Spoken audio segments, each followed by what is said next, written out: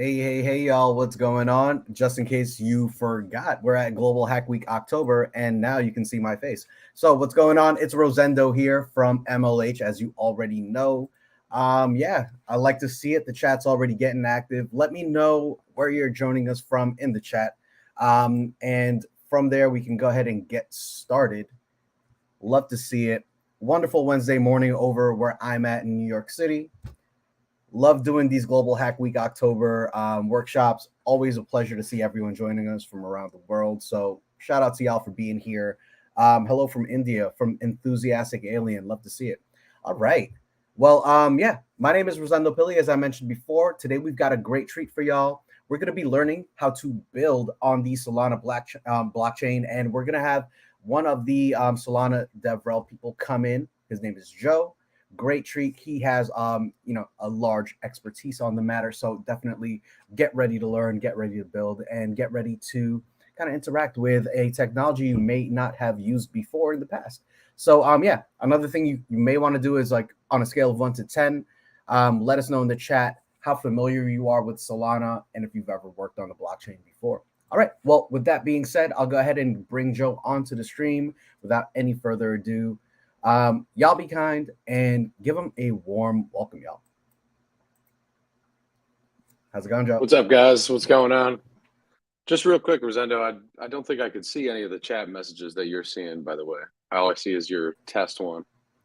If you pop into the so all the way at the right on the top right hand corner, you're going to see something called comments. Click on that. And Oh, so not private. Okay, gotcha. Yes, Gotcha. sir. Okay, cool. So I see all those now. Absolutely. All right, guys, cool. So good to be here. Like Rosendo said, I'm going to be showing you a little bit about building on Solana. So we're going to talk about a number of different things. As you can see from my screen, where you're going to start with an app that is built on the blockchain, and it's using a number of Web3 like common components.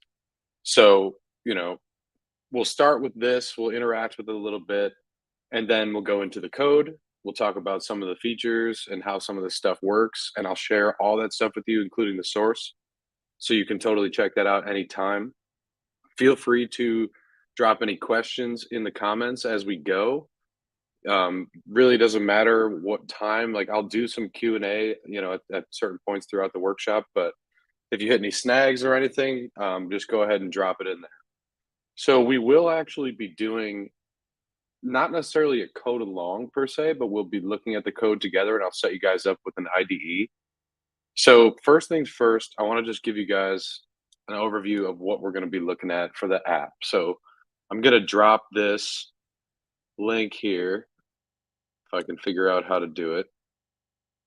But you can see up here this Versa link.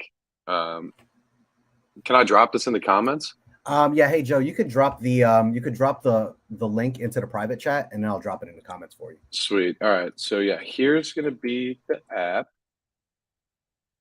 And I'll drop all the links, I guess, at once for now so you can share them. And I will go over what some of these are in a sec.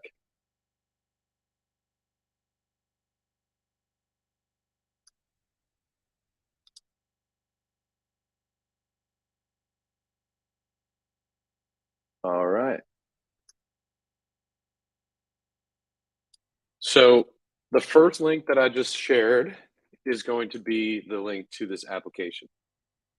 And what you're going to be able to do when you go to it, and it's the Versal one, is you'll see this page, right? And it'll be Solana Twitter. We're obviously going to be working on a little bit of like a dumbed down version of Twitter that is going to be built on chain. Like, the data is going to be on chain, and it's going to make use of some tokens and stuff too. So we'll see how that works.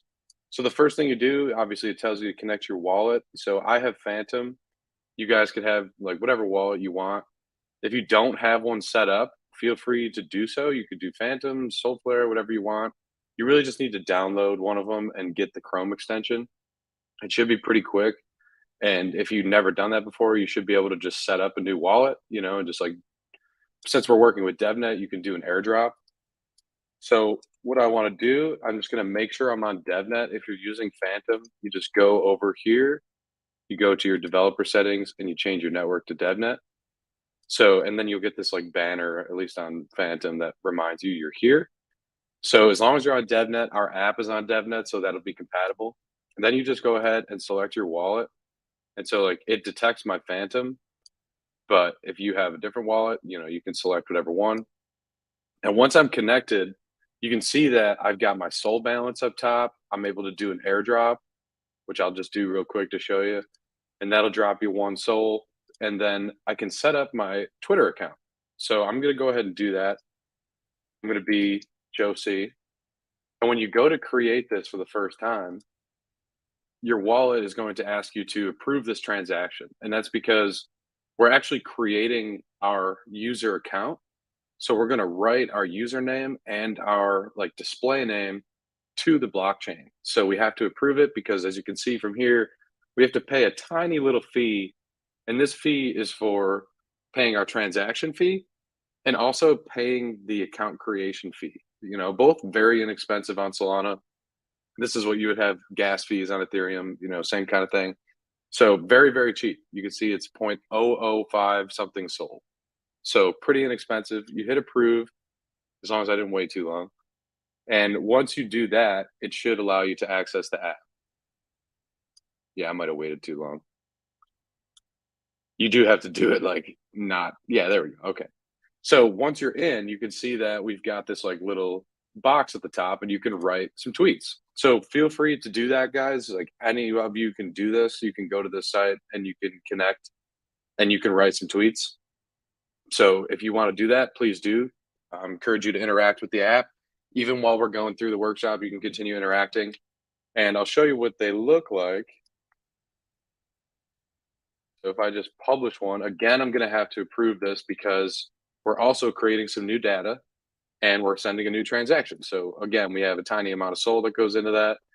And once we do that, our tweet should pop up. And I don't know if my page is a little slow or whatever, but if you don't see it at first, just like do a refresh and you should see your tweet. And then you can see we've got a retweet button and a like button. I'm not a UI developer, so don't laugh at me for having these little emojis down here. But anyway, what you can do is you can like your own tweet, right? So go ahead and do that if you want. And I'm going to just submit myself a like and feel free to like each other's tweets, like do your thing. And you can see the preview here on this transaction looks a little bit different. So we've got, and I don't know how to make this particular page bigger for the wallet adapter stuff. So if it's hard to see, sorry about that. But again, we got to have the deduction of a little tiny bit of Sol to pay for the stuff that we talked about. But here you can see we're getting this Solana Twitter like, and that's actually a token. So we're going to approve this. And then you can see that our like count goes up to 1.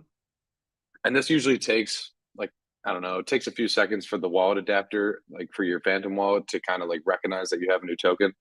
So I'm just going to give it a sec, maybe do a refresh. And then if you go up to your wallet up here, you can see, I must have already ran this, but you can see you've got these tokens in here, right? So like we've got this Twitter like token, and then like you can get one for a retweet. And I just made these tokens myself. They're just some custom tokens. I added these pictures, which is why they're obviously not the same size. And you can see that if I, like and retweet my own tweet, I get these tokens minted to me. And so if somebody else likes your tweet, again, you'll get some tokens minted to you, right? So it goes to the tweet author. And that's really it. That's what this app does. That's how it works. And like that's the extent of the complexity of it. So we're going to talk about exactly how I put together a lot of these components, how some of these like transactions work and how the tokens get minted and all that stuff. So feel free to interact with this thing. If you have any problems interacting with it, hit me in the comments. And we're going to come back to this page and see if anybody wrote any tweets or anything like that. If you have any trouble getting set up or connected to it, let me know. So as long as I'll give you guys a sec to do that. This link here also shared in the comments to beta.solpg.io. This is a web-based IDE, right? And so what this thing is for, as you can see, is I've got some Rust code in here. So for those of you guys who don't know, you write Solana smart contracts. They're called programs. You write them in Rust. There's other SDKs coming out now that are going to let you to, do like Python and JavaScript and Move. but those are little ways away. The Python one's here, but it actually will create your code and turn it into Rust. So kind of cool. You can check that out. It's called Seahorse. But today we're going to focus on using a framework in Rust called Anchor. And that's how this app is built. And you can see when you load this page up, it actually, if you create a new project and you select Anchor and just call it whatever you want, you can see here's the Seahorse one. This will generate for you like a little example file, right? It'll just give you librs, which is going to be your root, and it'll give you some boilerplate code just to show you like the simple configs for Anchor to get started. So we'll go over these right now since there's some comments in here, and then I'll show you actually how to import the Solana Twitter code, and you can take a look at that inside the IDE as well. So to start, when you build a Solana program, and it's going to be a little tricky because Anchor does a really good job of sort of abstracting away from a lot of the complexity of building a Solana program. There's a couple key components, right? So when you build a Solana program, and I'm going to just show you guys since I think it's relevant, and I'm going to also share this link because it's got a lot of good examples if you guys are building in Solana in the future. So this link is a repo that we've got that's just all examples of like really simple on-chain programs with Solana. And I'm actually going to go into one of the basic examples, and I'll just pull it in here if I can get the tab. There we go. So if I go to this page, you can see inside the basics folder, there are a number of different examples, and I'm just going to choose one of like the more simple ones. So I'm going to do like, let's see, I guess I'll do transfer sol. And so we're going to be working with Anchor, but I'm going to check out native at first to show you guys, this is the raw form of building a Solana program. And you'll see kind of what Anchor does when you take a look at what this looks like. So librs in a Rust file, in a Rust repo, you could do lib or bin, right? Like it's either, there's two types of Rust repos. Solana programs are libs, and that's because they are actually created in a certain format of a lib and deployed to the blockchain, and then they're loaded by Solana's runtime. You don't really have to know exactly what that means. It's just when you create a new Solana program, you want to use the lib structure. And either way, this is what a Rust repo looks like. You got your source and your cargo toml. These are all your configs. We're going to use Solana program along with Borscht. And I'll talk about what Borscht does in a second. But basically, if we go to our root here, there's not a whole lot in here. And I can make this a little bigger. There's not a whole lot in here, right? So we have we declare a few modules, which you saw in the past screen is just these other files here. And we go ahead and import some Solana dependencies, and we set our entry point. And you can see that's going to be inside our processor file. So this is the first like Solana-y thing we'll see in Rust. Basically, when you create these files, these big, source code, it's actually in byte format. So, when you take your Rust code, all your different files and modules and everything's all tied to your root here in lib, and it'll convert your code base into a byte format. And that's because it's actually called Berkeley packet filter. And the reason that's done is because if any of you guys know anything about Ethereum's virtual machine, they basically created a virtual machine that could read and understand and interact with a very specific representation of code. So they created the language Solidity to be able to convert, like the type of code that you would write in some kind of IDE or whatever. Like maybe you write it in Notepad because you're crazy, who knows? And you can convert it into a specific machine readable like code format that you can then deploy to the EVM. Solana does the same kind of thing. They've got their own setup, their own format. And all you need to know really is this is going to convert your code into bytes. So it can go to the blockchain. And then smart contracts called programs actually get stored on chain in their byte format, and they're marked as executable so that Solana itself, the network knows that that's a program. And then the entry point is where you declare the function of your code base that is actually going to be what any kind of transaction will target, right? So if we want to send a transaction to this program here, we're going to target this process instruction function. And then from there, it's basically like your public static main or like your main underscore for Python or whatever. It's exactly the start of your program. And so you can see what that looks like right here. And now this is where things get a little bit hairy when you're building on Solana with Rust. Because we're doing that byte format, everything you send to a program has to also be in byte format, right? So right here, you can see that we're getting this enum, and it's okay if you don't understand exactly what's happening here. I'm going to give like a high level overview, but since we're using Anchor, like this isn't super important right now. It's just important to understand like the background. So basically, what we're going to do is our instructions are going to come in here, and this is going to be bytes. You can see the U8 right there, right? Like this reference to a U8 array, that's a byte array. And that means this is coming in as a large buffer of bytes.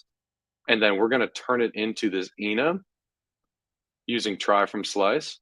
And this enum up here is going to dictate what we do, like what function we take. So you can see in this case, we use this match statement because we have two different operations that we can possibly do. So if we get the CPI transfer instruction, that's what we're going to do, right? If we get the program transfer, that's the one we're going to do. And those are just two different ways to transfer SOL. So that's what instructions look like. They all come in as bytes. Now, this is your program's ID, because when you send a transaction and you create an instruction for a smart contract, you have to target what are SOLs. SOLs are the native token on Solana. So if you look at your wallet here, it should tell you. Sometimes DevNet's a little slow, but this is a Solana token, the native token, and you can see it's called SOL. There's a smaller denomination of SOL called Lamports. It's basically like cents to dollars, right? Except it's much smaller than that relationship. It's like, I think it's like 10 to the negative 9th SOL or something like that. So anyway, this program is your program's ID. So it comes in because when you target a program, you have to tell Solana what public key your program has. So we'll have this as a value, and we can do like checks on it. We can use it to set up different data relationships, stuff like that. And then this part right here is pretty important. When we send a transaction to our program, we're going to give it a list of public keys, a list of addresses that we want to be involved in whatever it's doing. So like in this case, if we're transferring between two parties, we want to send it two people's addresses. One is the sender, one is the recipient. And then there's actually some more, but we'll talk about that. And what Solana's runtime will do is before it enters your program, it will actually turn the address into an account info. And account info is basically a loaded account. So it takes the address, it goes and looks it up, and it pulls the data from that account. And you can see what account info looks like. It's really just, I'm not going to go too into it, I guess, but it's really just like your SOL balance and like, is your account executable? Who owns it? Blah, blah, blah. So anyway, last thing I'll show you guys is a little bit more of how this code works, and I'll cover like the main things I wanted to look at with this source before we go back to the Anchor stuff. So you can see we have two different functions. We saw on the front that, based on our instruction data, we're going to dictate which one we do. And then here is what it looks like in, again, native Rust code with the Solana program create. You can see that we create an iterator using that accounts list. And then we just iterate over it with this account info macro. So we go ahead and set up our payer, the one who's sending the SOL, the recipient who's going to get the SOL. And then we also add this system program. So what that means is there's a number of programs that are native to Solana that were created by Solana engineers, and they do very specific things. So there's a token program that manages tokens. There's an associated token program that manages your token accounts, which we'll talk about later. And then in this case, there's a system program, and the system program is in charge of like all the native account operations. So it can create accounts, it can change account ownership, and it can transfer SOL. So in this case, we use the system program to make a transfer. And right here, we're actually going and sending an instruction out to that program and telling it to transfer between these parties. Now, in this case down here, you can see we don't use the system program. So in this case, our accounts are owned by our program. And then we can just go and modify their Lamport balance, their Sol balance ourselves. So like you can literally write code to change the balance of an account depending on the circumstance. So kind of cool. So basically what I wanted to talk about by showing this code is there's a couple key components that Anchor is going to make life really easy for you. So we saw the entry point, right? We have to declare an entry point. We have to process our instruction data. And then we also have to pass in a very specific list of accounts, right? So we have to have these three in there. If there's any less, our iterator is going to fail. If there's any more, like it's not going to get loaded in because of the code we wrote. So those three key components are the ones that Anchor aims to kind of simplify. There's a lot of other things that Anchor does. Some things they take a little bit of an opinionated stance on. So I encourage you guys to play around with both ways to write programs. But you'll see that Anchor is a lot less verbose. There's a lot less like scary looking derivations and stuff.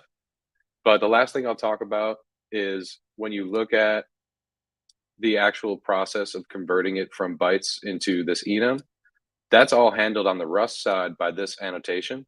That gives us the try from slice function, which is all we need.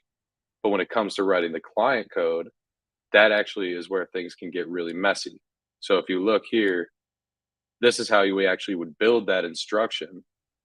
And you can see it's a lot of code. We have to set up these structs, these schemas. We have to do serialization, to from buffer, right? It's a lot. So this can be pretty verbose. Anchor turns this into basically a one-liner, which is pretty impressive. So that's the reason why a lot of people prefer it. It makes serialization a lot easier, and it also helps you set up your repository pretty easily. So this is what Anchor looks like. And as you can see, we have this module here, and then this use super. And within this super call, that will actually set up your entry point, and it will set up the process instruction setup, right? So it'll create the enum that we saw. It'll allow you to hit this program and dictate which function you want to hit. And there's also an Anchor client SDK that goes along with it, which will give you that one liner I mentioned. So you don't have to write all of that, like basically schema mapping and stuff like that. So other than that, you can see that our difference here is also our accounts that we're going to use that come in. Instead of a list, it's a struct. So you don't have to worry about putting them in the correct order. You can give them a name this time, which is very convenient, right? Because like if an account needs to have like specific order of accounts list for a program, it can be a little tricky because if you flub that order in anywhere in your code, it'll screw up all the stuff you're trying to do. So Anchor makes that a little bit easier too.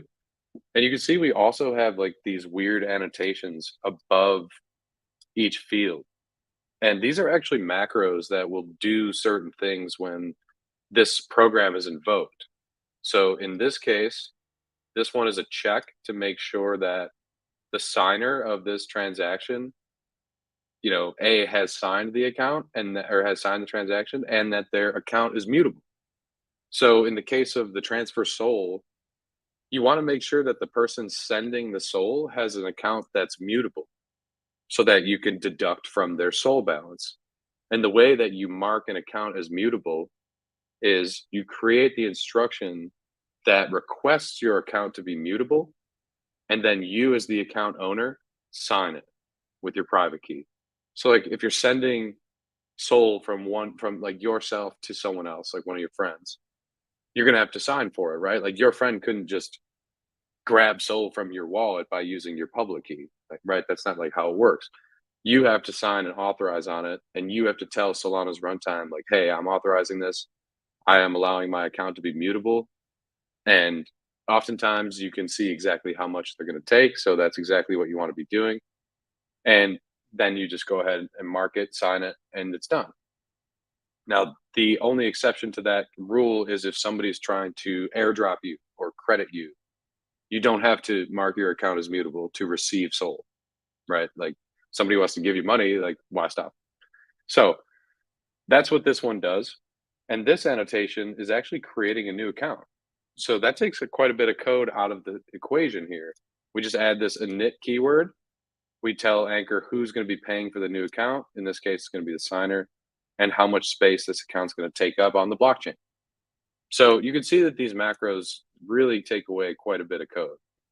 And then what this does is because this goes from this initialize object into a context object, that basically just invokes this and provides a number of methods for this struct itself, right? So it'll run all these macros, it'll add a bunch of functions and methods to this context object, the struct that we built, and then it'll enter your program here, and you'll be able to use all that stuff. And then lastly, down here in the example, this is the data structure for the account that's being created here. You can see the new account right here. This is the object that we're using. This annotation tells Anchor that it's going to be account data. And in this case, we just have one field. But that's how you actually create custom data on the blockchain. Like you can write whatever you want, really, up to like certain limitations to a Solana account. Now, I guess I should cover, if you guys don't know what accounts are on Solana, you can kind of think of it like if I have a wallet and I have a number of different accounts in my wallet, right? Like this is one wallet, but I also have all of these accounts. And you can see each of them has a different public key. And the way that this kind of works is an account is basically a small like slice of space on Solana's chain. So when I create an account for like my own soul, like for like an account that I plan to use in my wallet, that is a system account. It's a default account. There's no custom data to it. It's just my soul balance and some additional metadata. When a program is using an account for like an application, like custom data, like we're seeing here, it's still set up the same way, and it still has a private or a public key. It just sometimes will not have a private key. Not really super important here, but ultimately every account has a public key, which is an address, and it's how you find it on the blockchain. And an account is just a little slice of data. That's it. So as we go forward here, I'm going to actually go away from this like boilerplate stuff from Anchor. And if anybody has any questions about like some of the stuff we went over, drop it in the comments, feel free. But if you're on the SolPG page, what you can do is you can hit this little GitHub icon, and then you can see that there's a couple of instructions on how to import some code. So I'm going to go to the workshop repo that I linked, and that is the GitHub link, the workshop dApps. And I'll show you guys exactly which URL to follow. So if you go to workshop dApps here, I see you got the program one highlighted, Rosendo. It's the workshop one. I don't know if you need that one again. But anyway, so if you go into the repo here, we go to Solana Twitter. There's two versions of it. One has tokens, one doesn't. So just go to programs and go to the V2. And then when you're in here and you see the root of the Rust repo, right? You see the source and cargo toml. That's where you want to copy the URL, paste it in here. And now there is a little bit of a bug on this IDE right now. So you basically will get errors a lot of times if you're not on the master branch, like if you're using main or a feature, but it still works. So all you do is click import. You may see this error pop up. Yeah, undefined reading meta. But if you just cancel out of it, you actually can see your code here. It does make it in here. So they're working on that. You know, more to come on that. But now we have our Solana Twitter code. And so I'll talk a little bit about what this IDE is and what it's used for. Basically, this is a web-based IDE, so you don't have to install anything Solana related at all. So you don't have to install Rust, you don't have to install Cargo, Rust Up, any of those things, and you don't have to install Anchor or Solana, which is actually really convenient because It's a little bit tricky to do sometimes, especially if you're on Windows.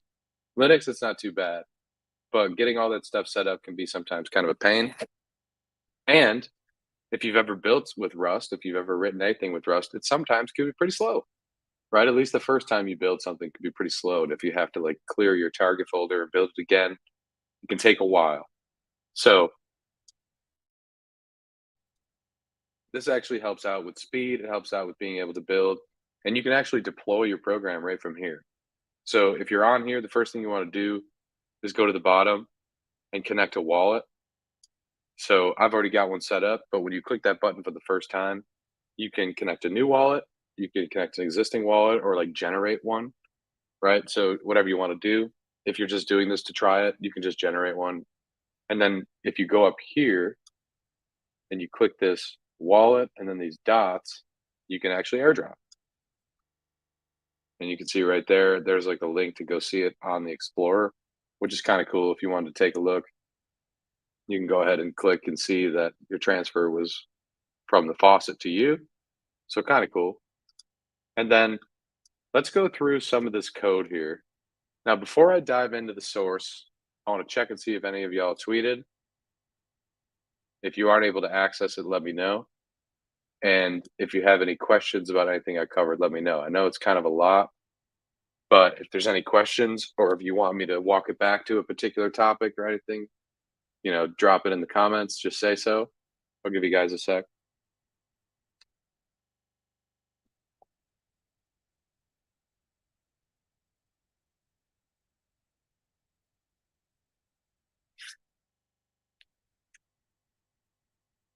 All right.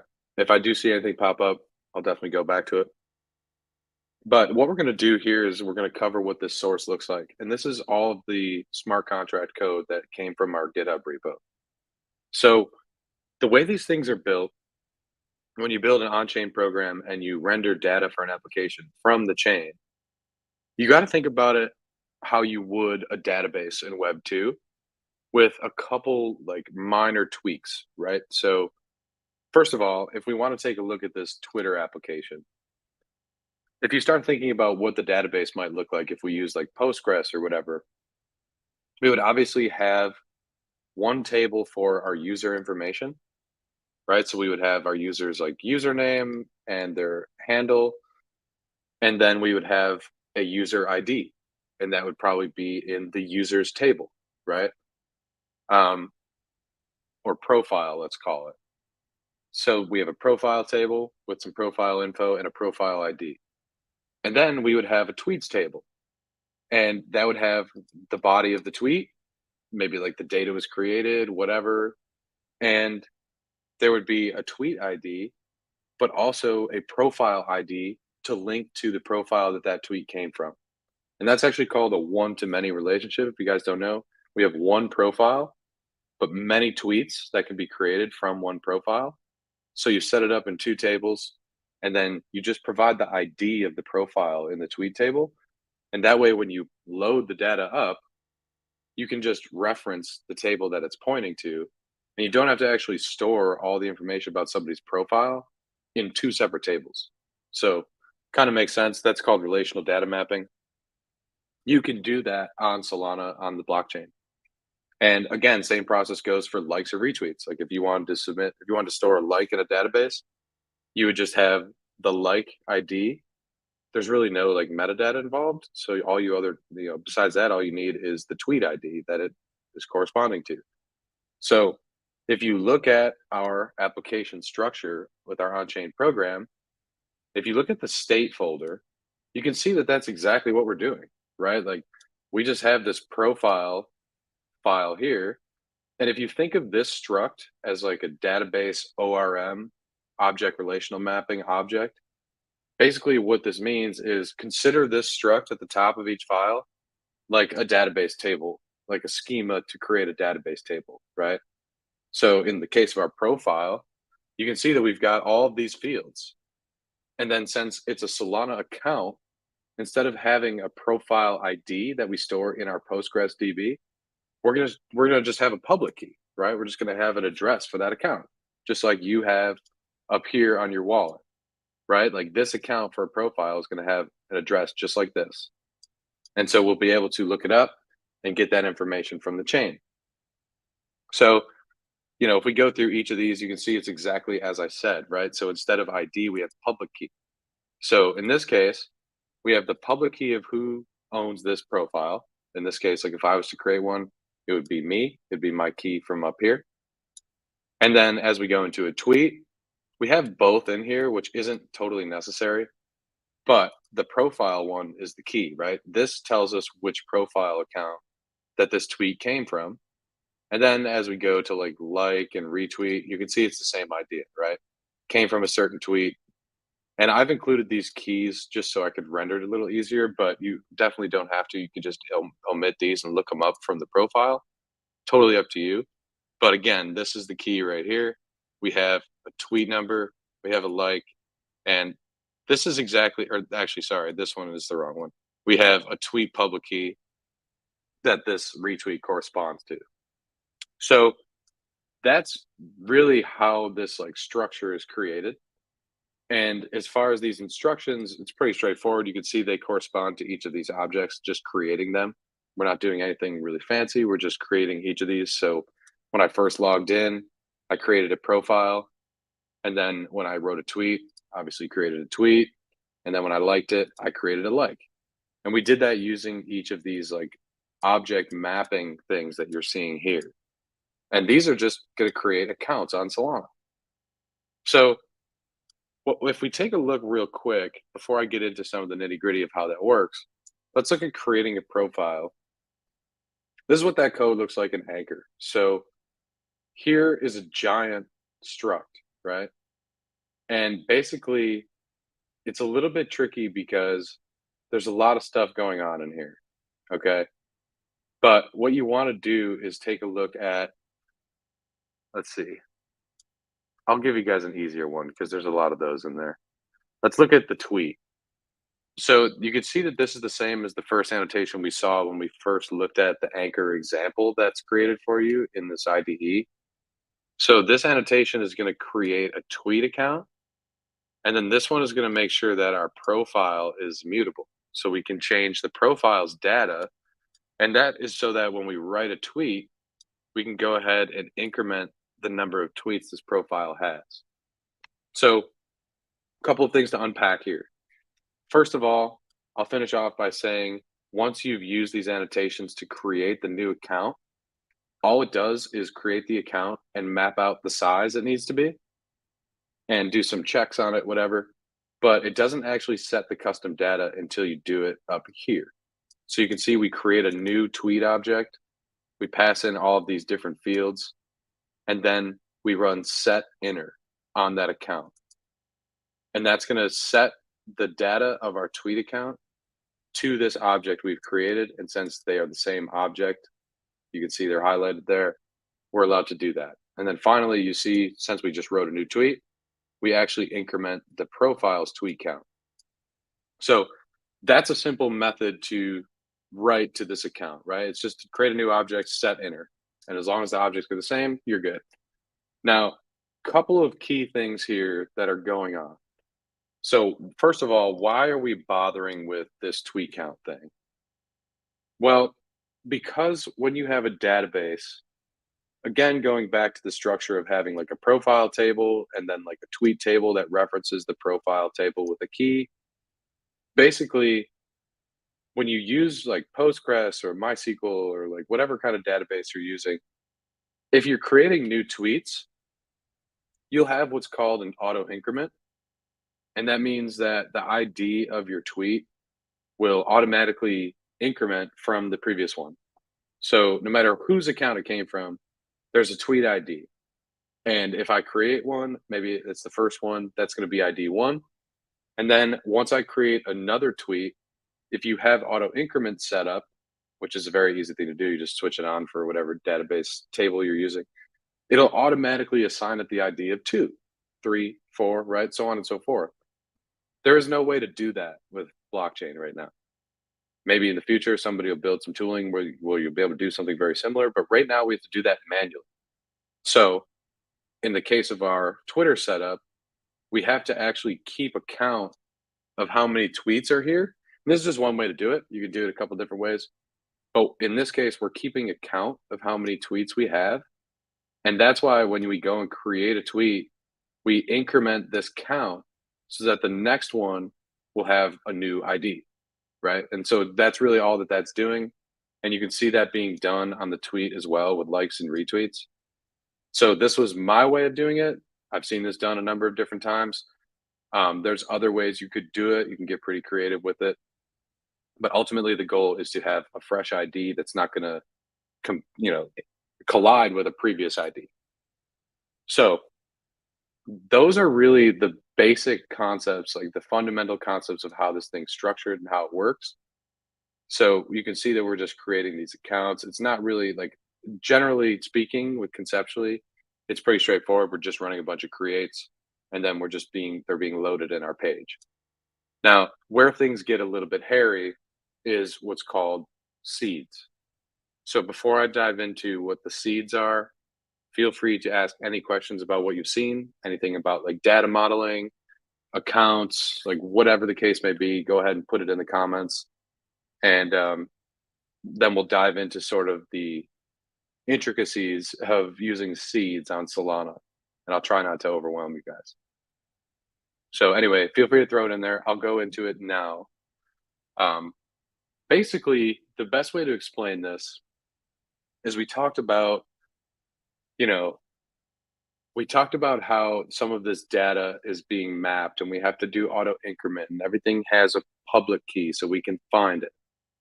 So if I create some data in a profile, right? And if we look at my wallet address here again, take a look at what this thing actually looks like. Let's just copy my wallet address and let's just look at what this looks like. So that's like not an easy thing to remember, right? Like it's a very complicated string of characters that you would have to keep track of. So if you created a profile and it had this address and it was just randomly created, how would you know how to find it? Like if you wanted to build a web page that was going to load somebody's profile data from the chain, how would you have any idea what its address is? Like how would you have any clue? Like you would have to somehow create all these things and then save the addresses elsewhere off chain so you could look it up on chain. Like it just doesn't make any sense. So what Solana did is they created a way for you to actually recreate the same public key using a function. So as long as I provide the same parameters that I did when I created this account, I can use those same parameters to get that same public key, and then I can find it. And that's why you use what's called seeds. And seeds are really just bytes, right? Like it's a string or a number or a public key that's converted to bytes. And it uses an algorithm to create a public key using these seeds. So let's take a look at one of these, right? So like if we look at a profile, and we can ignore this other stuff for now, those have to do with tokens. We'll get to that in a minute. But if we go to just the profile being created, you can see there's two seeds involved. The first is the seed prefix that we set in our profile object, and then the person who created this profile's key, right? So if we look at the profile, we can see that it's just the string profile, right? So the string profile plus my public key as I'm creating it are those are the parameters we plug in to create a public key for our profile. And now if we look at our client side code, which I'll go to right now,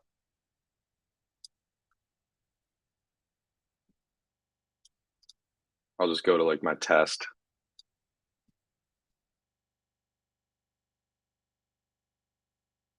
You can see here that we're creating a new profile.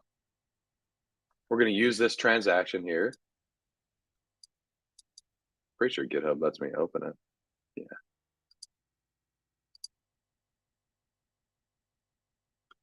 This is creating the transaction to do it. And you can see here, this is our profile, right? So what we want to do is actually go to this seed util object, which it's a little abstracted away. But regardless, this is where the function lies. Right here, public key dot find program address.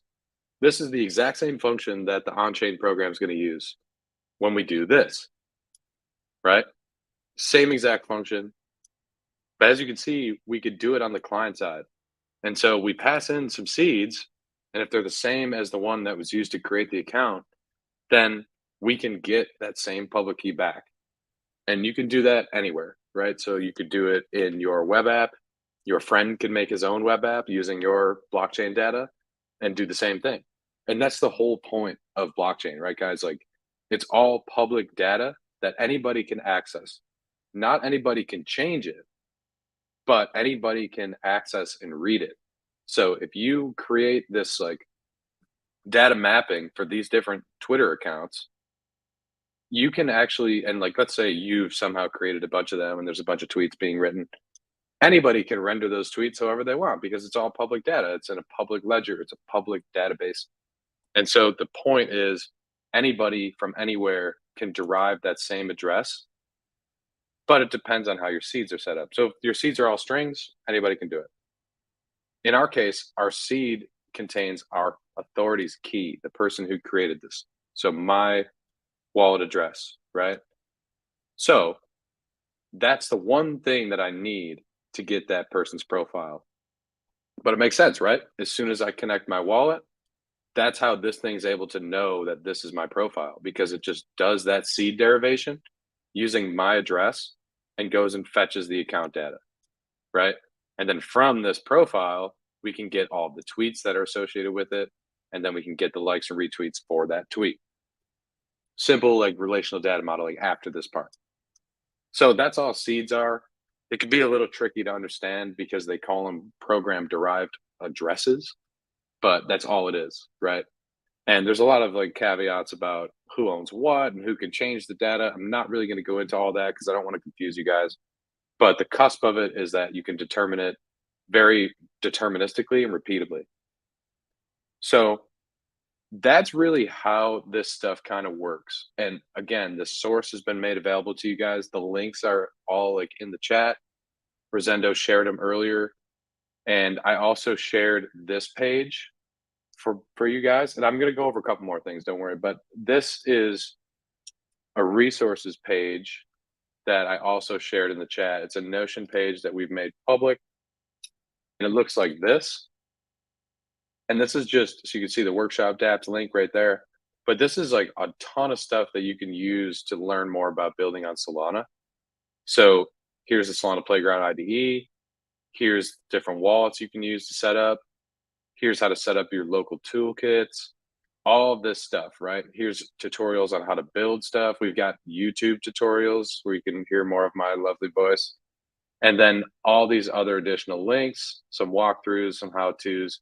So take a look at this. It's actually really good to keep like bookmarked or something if you decide to build in Solana now or in the future. And yeah, so tons of links here. So I just saw your comment about you don't know anything about Web3. Totally cool. Totally cool. Solana can be a little intimidating at first to get started. But basically, the one thing to kind of keep in mind going into this, like whether you're building on Solana or like whatever chain, is without knowing anything about Web3 or how blockchain works, you basically have everything is an address, right? Everything is a public key. That's like the key around everything.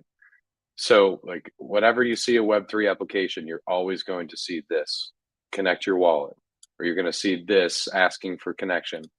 Ethereum, you have it with MetaMask or whatever wallet you're using. So, that's the whole point of Web3. Like, there's a really good animation I've seen, or it's like a meme or whatever, where it's like Web 1 was like log in, right? Or whatever. Web 2 is log in with Google, log in with Yahoo, like sign in with whatever. Like you can use one account to cascade across a bunch of other ones. And Web 3 is connect your wallet, right? So that's like the trajectory we've gone on. And so you connect your wallet, and because you have an account on Solana that has like, and you can see in my account, like we saw it at the beginning, it's not just Sol in there, right? Like it's all the tokens I have. Like you can see some tokens I've got from testing. It's the NFTs I have, which you probably also will see from testing. Nope, maybe not. But it's everything, right? And because those are all associated with my wallet, that allows me to do like different Web3 stuff. So that's really the basics of what it is and like how Web3 is so powerful is because I control this thing and I have all these assets in here. And because I have these assets, as soon as I connect my account to whatever I'm doing, then my that website is able to see what I've got and what I'm capable of doing. And does having an account in Solana cost money? Yes. So when you create an account for a wallet, a default system account, you actually don't incur any cost. So let me show you guys. I could do this and show you. If I open a terminal, it's on my other screen here. So I have the Solana CLI, but I'll show you what this looks like. So if I want to create a new account, what I want to do is Solana keygen new. I'll just use the help menu here to see exactly what's going on. And don't worry about the CLI or anything. I definitely don't expect you guys to know how to use this thing. I'm just doing it to show you a demo. But I'm going to do Solana keygen new. I'm going to not add a passphrase. And I'm going to set the output directory as my Solana configs. And I'll just call it mlh.json. So that'll create me a new key pair. And there's my seed phrase, right? This is what it looks like when you create an account or when you get a new wallet or when you get a new ledger or whatever. You get a public key to your account and you get this seed phrase that's going to actually be used to recover your account. But now, if we take a look at this, if we do Solana balance, you can see that it's going to be 0. And I didn't do anything. I didn't pay anything. I did nothing. This account exists, right? Well, technically, it doesn't yet. So I've created this key pair, but I haven't created an account yet. So if we do Solana account and I try to look up my public key, account not found, right? But the moment I transfer some SOL into that account, or maybe I do like an airdrop or whatever, like since I'm on DevNet, I could do an airdrop. I do an airdrop of 1, this address. The moment I do that, that actually will create this account for the first time. And so now if I do Solana balance, again, we'll see the 1. And if I do Solana account, you can see now it's a valid account. So it didn't technically cost me anything per se, but when I did this airdrop, that's where this account was created and the rent was being paid. So in the case of like if you transferred in your own amount of SOL, that also would create an account. But the account that you transfer it from would pay like a tiny, tiny little fee just to create the space on the chain. So that's a little example of how that kind of works. But anyways, so we're getting close on time. The only other components I was thinking about showing you guys, and just keep adding questions if you have them, like go right ahead. Just trying to relax. If you got more, like throw them in there. And then the other things that I wanted to kind of run through, which I don't have to go crazy on, are just some of the ways that we've been able to create like this functionality. So there's some really cool things you can do, especially from that page here, that will actually simplify a lot of this. Like I didn't have to build all of that from scratch. So if you take a look at this here, well, let's see. One of these is we'll start with the adapter. If you look at the wallet adapter, this is actually a whole like component and context for React that you can actually just install into your app. So like in the case of my app, I didn't build all of this mechanism here where it's like I could disconnect, I could select a wallet. Like I didn't build this. So this came from the wallet adapter.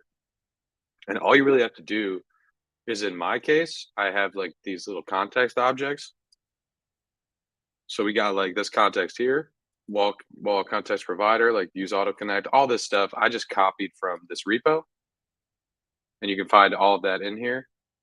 And I also just made sure that my app was using it, and there's instructions on how to do that in the repo.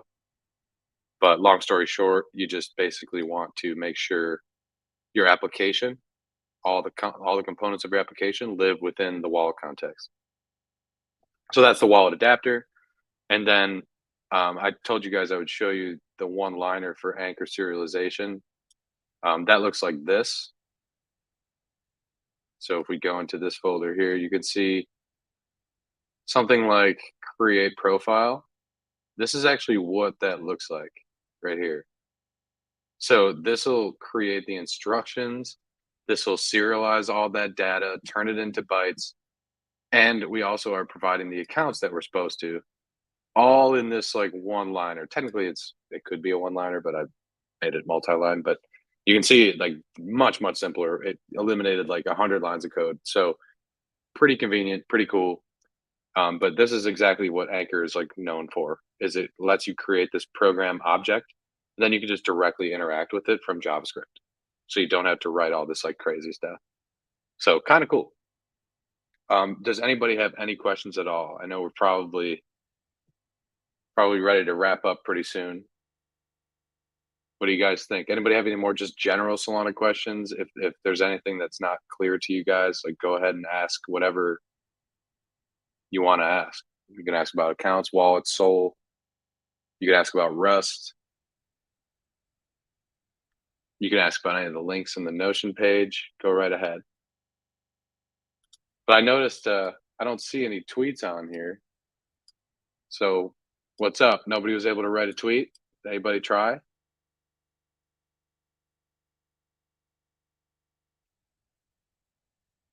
Does everybody have a wallet or no?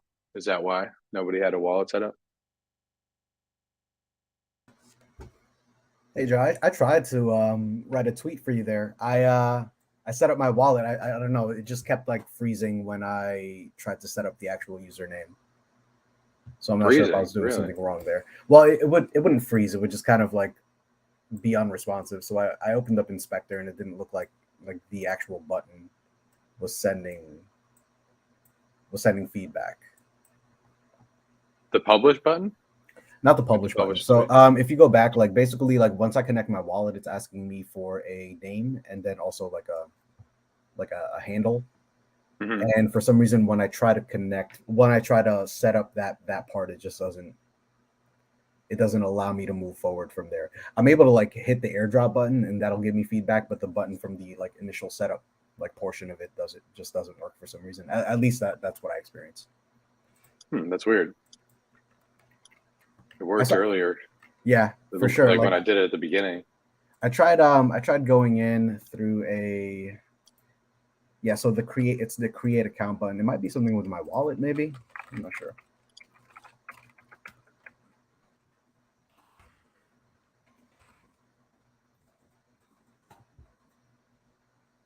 This changed to a different account. Oh, I need to airdrop first.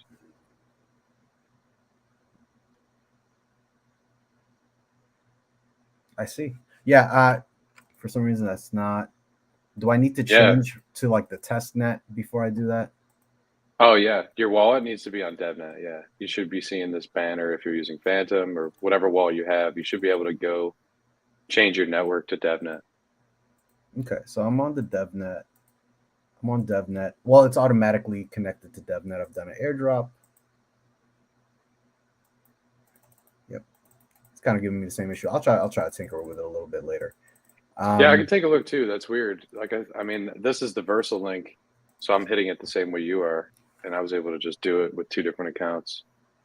But I'm assuming other people maybe had the same issue because we only have me on. Yeah, I wanted to drop something interesting there, but unfortunately not. I can actually we're getting close on time, but I can show my screen real quick if you want to take a look at it. We can do it some other time. Yeah, unless you want to just do it on the side. Yeah, it's totally cool. We'll do it on the side. Yeah, I mean, it looks like there are no other questions here, but yeah, we're at 11. Honestly, like it's very, very, very informative session. I think a lot of folks were like just very, very much focused on what it is that you were saying and like, really trying to keep up there. Just as a reminder to everyone here, there's going to be a recording of everything that we learned today. So check out the Twitch channel and the YouTube channel. You'll be able to refer back to all of the resources that were shared here. In addition to that, I'll be dropping all of the links that Joe shared with us into the Solana Discord channel. So no worries there. If you missed any of the resources, check us out on Discord, join the channel, and yeah, you'll be able to find everything you need right there. And it looks like we have one more question from Just Trying to Relax. Hey, so when did I learn about Web3? Well, when did I learn about it? Probably like a year and a half ago, maybe pretty much like actually probably a little more than that by now. I was like mining Ethereum and like doing like wacky stuff. And I knew what Web3 was, but I was still a Web2 dev. And then I started building in Web3 with Solana. Solana's where I got started. That was not even that was about a year ago, maybe a little less. I think it was like around Christmas time last year. So not a super long time. It doesn't take a long time to get up to speed on this stuff. And depending what you do, like you can kind of like really just take off.